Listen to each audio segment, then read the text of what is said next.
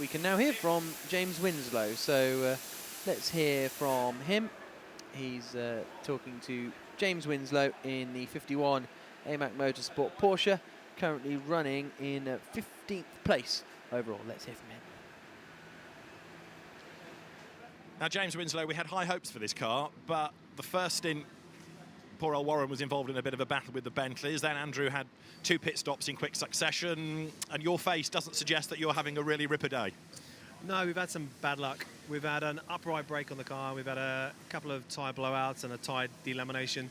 But we're hoping once the rain clears, and we're hoping we'll get 7 hours of clear run into the end. I think we've used up our bad luck now, so hopefully we can run to the end with no issues and try and get on that Pro-Am podium still. OK, now you've told me the catalogue of problems. Let's just try and piece it all together. Andrew had those 2 pit stops, i.e. he took over the car, then came back in. The reason for that was? I think he ran over some debris. He saw some debris on the circuit, and then I think he had a slow puncher, which maybe he didn't feel, and then the tyre had quite a big blowout.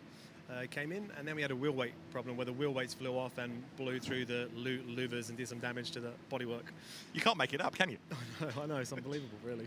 So yeah, we've had a few drive shaft break in practice, so we've been down on laps, and we've had quite a lot of bad luck. But as I say, fingers crossed we can keep it all together for the checker flag now. Yeah, and you were telling me earlier you want Andrew on that podium because Sunday is his birthday, race finishes at midnight, so by the time you get to the podium, great birthday present.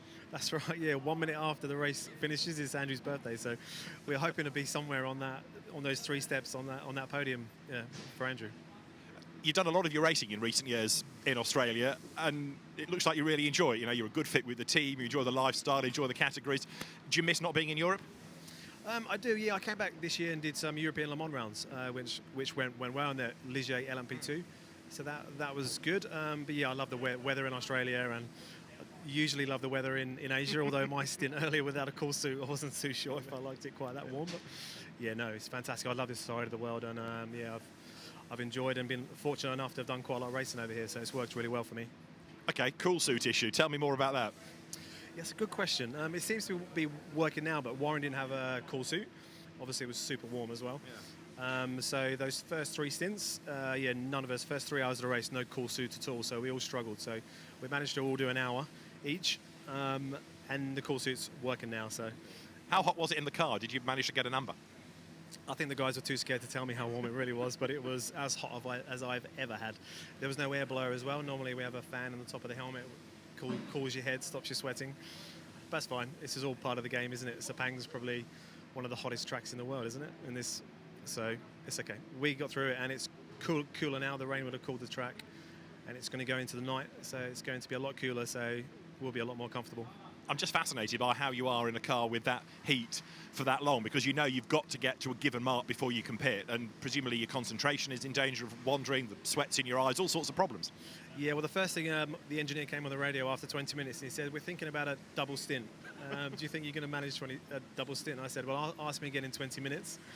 Before the 20 minutes was up, I think I'm only going to be good for 1 stint, unless the cool suit starts working pretty quickly. So, yeah, you lose focus and you start missing braking points. And when you get to that point, it's best just to stop, because drivers have all got egos and would like to think that they could go longer probably than they really can. So you've got to be a bit smart about it, especially in these sort of temperatures. And so now it's easing. Has it stopped? Almost. And how long will it take, do you think, for the rain to actually dissipate and go back to a dry track? I don't think too long. This track has really good drainage. You get rivers that run through turn 4 and a couple of rivers through the second to last corner, but they do drain very quick once it stops raining. They obviously built the track with this in mind, as they have monsoons and rainy season here. So I don't think too long. Yeah, I've done a bit of racing here over the last few years, and there could be a dry line in half an hour. It's literally that quickly, yeah. And what do you do in this downtime?